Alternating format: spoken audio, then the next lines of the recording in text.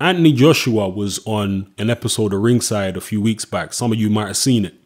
And in that episode, they had Wladimir Klitschko on the phone, and he was talking about his impressions of Anthony Joshua after sparring him and where he sees Joshua's future. Now, for those of you who don't know, Ringside is a weekly boxing TV program here in the UK.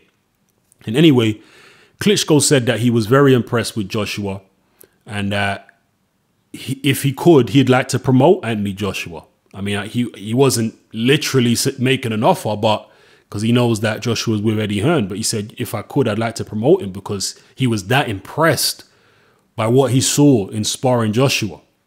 He said that, in his opinion, Joshua is going to eclipse all the other British heavyweights before too long. Chisora, David Haye, Tyson Fury. Now, there's a lot of hype around Joshua. And you know me, anyone who's been a subscriber of mine for more than a couple years will know that I've been talking about Anthony Joshua before he was even in the Olympics. Right? I was talking about Anthony Joshua when he was in the ABAs as an amateur. That's when I was talking about. I was making videos about him way before he was in the Olympics. So I'm not someone that's just jumped on the Joshua bandwagon and has started either praising him lately or, you know, dissing him lately. I've watched the Joshua story from more or less the very beginning, right? Shortly after he started his amateur career, I was following him and, you know, keeping an eye on his progress. And I was saying back then, go check, the video's still up on my old channel. I was saying back then, way before the Olympics, I was saying this guy, if he continues the progress that he's on right now, he's going to be better than David Price, Tyson Fury, and David Haye. And this was at a time when David Price was still undefeated, when he was still knocking people out. And I was making videos way back when saying, when this kid Joshua turns pro, he's going to be better than Price. All right? If he continues his progress the way he is, he's going to be better than Price. Give him 2 years as a pro, he'll be better than Price. That's what I said. I think 18 months, 2 years, he'll be better than Price. So I was saying that back then. But at the same time, since Joshua's turned pro, I've had some reservations about the way he's being brought along. Maybe he's had too much hype around him. I know Eddie Hearn is a promoter at the end of the day.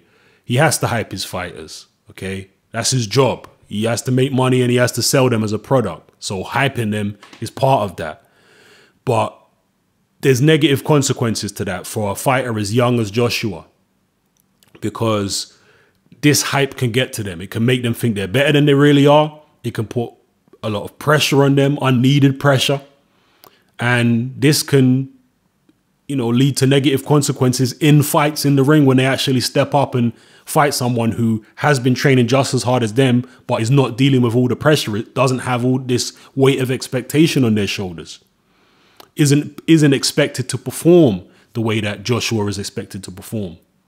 And this is a phenomenon that happens especially in the UK, where it's like a goldfish bowl in the UK for professional athletes, celebrities in general, but especially athletes and boxers, because we don't have that many boxers who are that good because we're a small country in the UK. In America, they've got so many good fighters that a fighter really has to do something extraordinary to be able to get noticed by the general public in America. They have to do something extraordinary. A heavyweight like Joshua in America right now wouldn't be getting even a quarter of the hype that he's getting in the UK, because there's, you know, dozens of young heavyweights in America all trying to do their thing. So this kind of situation that Joshua's in, with all this hype around him and he's constantly in the public eye, he's virtually a household name already. And he's only had 9 fights and he ain't fought anyone. But yet he's virtually a household name already, okay? This can be dangerous for fighters, and it takes a very, very strong-minded individual to be able to deal with that kind of pressure, not let all that hype go to your head and make you think you're better than you really. It takes a lot for a fighter to actually be able to deal with all that. So I've got my reservations about that. I'm a little concerned about that. And I'm also concerned about his training setup, which I've said before in terms of Tony Sims. Nothing against Tony Sims, but I'm not sure that he's the best guy for that particular job. All right.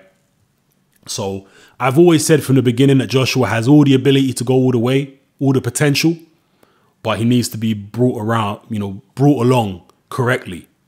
It's all about how you bring him on. And I've got a few reservations about that. But he's certainly got all the potential. But in terms of the hype, which is one of the things I'm worried about, Wladimir Klitschko's just added to the hype. You know, he's just come out and said, I'd love to promote this guy. I think he's going to eclipse all the other British heavyweights. I think he's fantastic. He's got everything needed to go all the way. He's got the pedigree. He's got everything.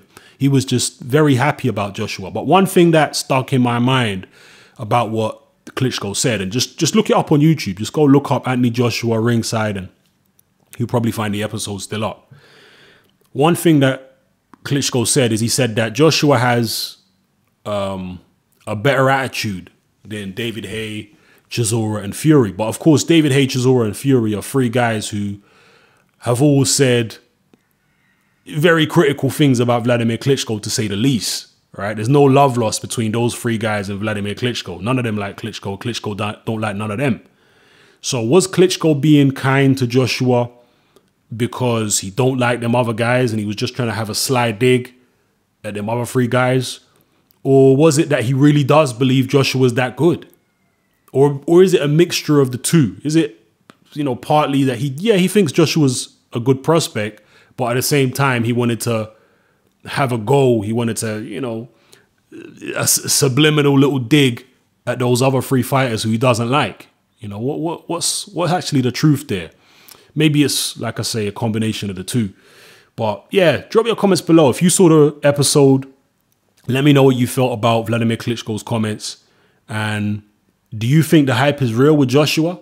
Like I've said from the beginning, before he was even professional, I said he's got all the potential. But what we're seeing right now, do you like what we're seeing in terms of the way he's being hyped? Do you think he can cope with that hype? I mean, people are talking about him fighting Stavern and, you know, Lucas Brown and all these guys who are world ranked. I mean, come on, people.